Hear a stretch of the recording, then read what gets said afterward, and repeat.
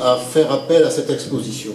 Je crois qu'aussitôt qu'elle ait été connue, dès le début, tu as été le tout premier à prendre contact avec la Fondation Ruud Solferino pour que nous puissions la délocaliser, si j'ose dire, dans cette mairie. C'est ce que vous allez voir tout à l'heure. Je voudrais saluer toutes les personnalités qui sont ici. Je ne savais pas, chère Annie Kreiger, que votre père avait joué ce rôle, je l'apprends. Ça me touche beaucoup, d'autant plus que je peux témoigner de la parfaite connaissance que vous avez su transmettre de ces régions du monde qui aujourd'hui portent le trouble parfois, mais qui nous permettent d'analyser l'actualité du moment. Merci à vous. Puisque tout recommence toujours, ce que j'ai fait sera inlassablement l'objet d'ardeurs nouvelles. Ainsi s'exprimait le général de Gaulle.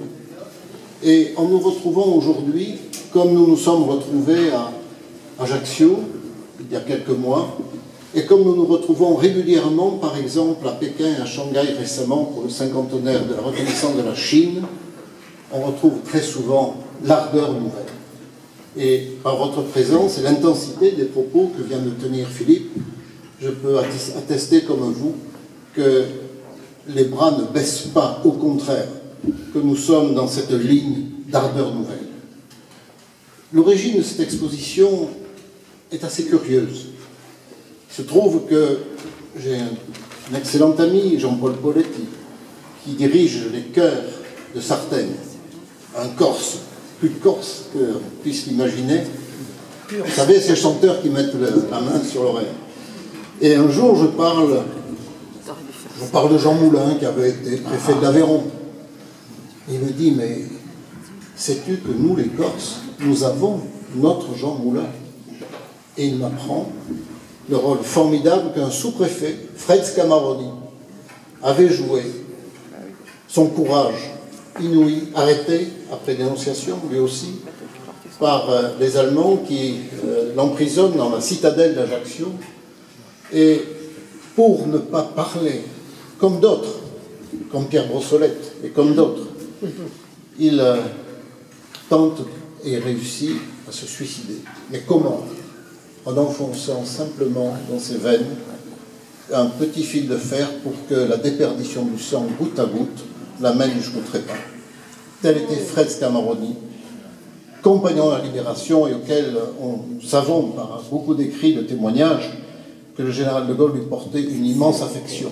C'était un jeune Corse, sous-préfet, mais qui avait le sens de l'honneur. Le sens de l'honneur.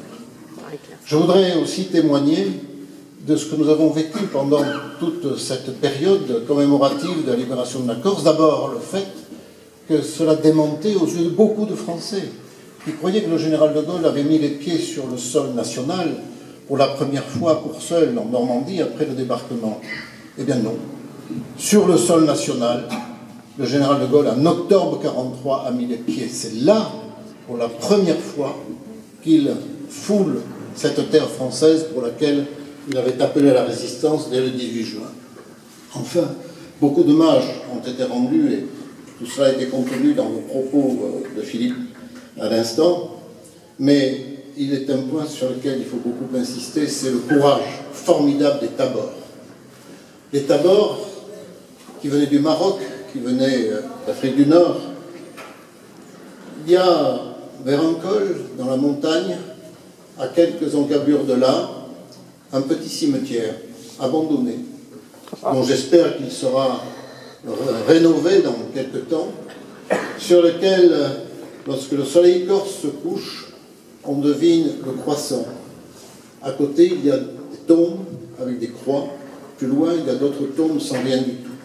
Je veux dire par là que l'effort pour la patrie exige l'union, exige à ce moment-là que chacun sache s'élever pour créer l'unité. Elle est dans ce petit lieu de Corse, éloigné de tout, et qui existe à l'heure à laquelle nous parlons ce soir. C'est la raison pour laquelle cet événement, dans cette mairie du 15e, n'est pas anodin ni ordinaire. C'est un moment important où nous nous retrouvons entre nous, quelles que soient nos origines, quelles que soient nos convictions, quelles que soient pour beaucoup nos sensibilités religieuses, quelles que soient nos attitudes, nous savons dans les grands moments parce que la France a été comme ça depuis les millénaires, retrouver notre unité autour de la Corse. Je vous remercie.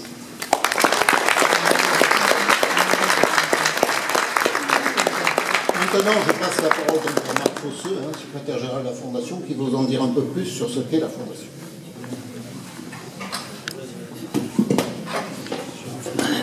Monsieur le député maire, monsieur le ministre, je suis très gêné de parler après vous, c'est pas l'usage, mais puisqu'on m'invite à vous parler en quelques mots de la Fondation Charles de Gaulle, je vais le faire très simplement. Simplement pour vous dire que depuis sa création en 1971, quelques mois après la mort du général de Gaulle, l'Institut Charles de Gaulle, devenu ensuite Fondation Charles de Gaulle, entretient la mémoire du général de Gaulle et essaie de la présenter, de la défendre, de la rappeler au plus grand nombre, que ce soit en France, que ce soit aussi à l'étranger. Le président Godefroy vient de vous dire qu'il y a quelques jours, la Fondation était à l'initiative, était en Chine pour les cérémonies d'inauguration du 50e anniversaire des relations diplomatiques entre la France et la Chine. Donc la Fondation se situe aussi au niveau des États, mais elle doit aussi, et c'est naturellement sa mission, diffuser cette connaissance auprès du plus grand nombre de personnes, de Français. Et c'est pour ça que nous sommes évidemment très heureux de l'organisation de cette exposition ici à la mairie du 15e arrondissement. J'en profite, si vous me permettez, pour vous indiquer que la Fondation entretient et gère plusieurs sites de mémoire gauliens, que vous connaissez probablement, mais si vous ne les connaissez pas encore, je vous invite à le faire. Naturellement, les sites de Colombey, les deux églises, le mémorial Charles de Gaulle en particulier, la Croix de Lorraine et la Boisserie, qui est la propriété de la famille du général de Gaulle, la maison natale à Lille, et puis, tout près d'ici, l'historial Charles de Gaulle, qui a été ouvert il y a quelques années et qui rencontre un grand succès, en particulier auprès des jeunes. Je crois que cette action auprès des jeunes est absolument essentielle et nous sommes vraiment très mobilisés en permanence avec la petite équipe de la Fondation pour rappeler sans arrêt auprès des jeunes, auprès de l'éducation nationale, ce qui n'est pas toujours très facile, bien le rôle très important que le général de Gaulle, ses compagnons ont joué à différentes périodes de l'histoire de France. Je crois que le fait de présenter cette exposition sur la libération de la Corse à Paris est quelque chose de très important, puisqu'il y a évidemment, on peut évidemment faire un parallèle entre la façon dont la Corse s'est libérée et la façon dont quelques mois plus tard Paris se libérera.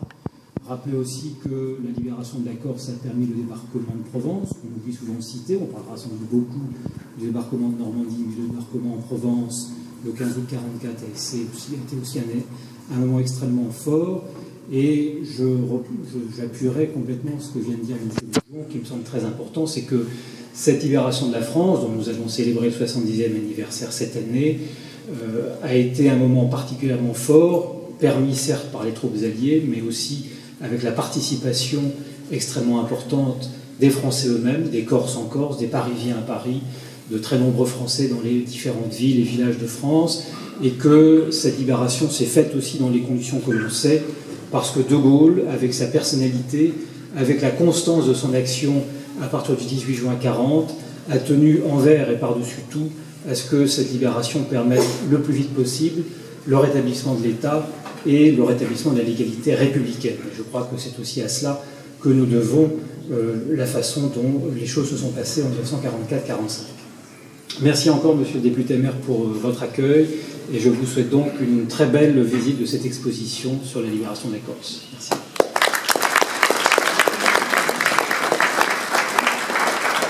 Bien, votre grand nombre ce soir démontre votre intérêt pour cet événement historique considérable pour la libération de notre territoire et aussi finalement l'importance de la communauté corse dans le 15e. On me dit la plus importante de Paris, après le 5e, je ne sais pas pourquoi. Donc je voudrais tout aussitôt citer parmi nous, c'est vrai, 3 élus corses, mais de Paris et du 15e notamment. Jacqueline Mosconi, mon adjointe chargée des scolaires. J'ai vu Valérie Giovannucci aussi, qui est une de mes adjointes de quartier. Je ne citerai que les élus d'origine corse ce soir, permettrai. Et puis aussi Jean-Jacques Genesini, qui est conseiller de Paris. Il n'est pas du 15e, il l'aurait mérité pourtant, mais il nous vient du 19e. En tout cas, aussi, c'est un Corse pur sang. Bien, maintenant, je vous invite, mes chers amis, à visiter cette exposition en compagnie de Jacques Godefroy, des élus. Et ensuite, bien sûr, vous êtes tous invités à boire un verre à l'étage supérieur. Bonne soirée à toutes et à tous.